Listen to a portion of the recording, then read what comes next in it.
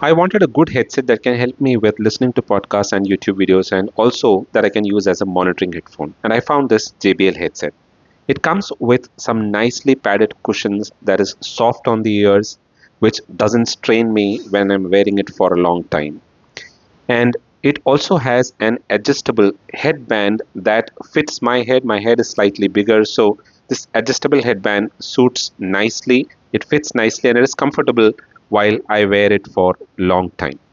This headset comes with two buttons on the right hand side. One is a volume button, and the other one is a mute and unmute button, which is very handy when you're listening to audio or even when you're talking to somebody on maybe Google Meet or something. It comes with a 3.5 microphone jack. If you want to use it on a phone, you can always use an adapter. It also comes with a detachable microphone, which is very handy because if you're not using the microphone, you can always remove it and keep it. Installing it is very simple. That you need to do is just plug it into the 3.5 jack.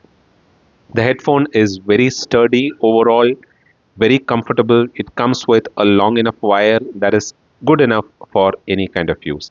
A must use and a most recommended.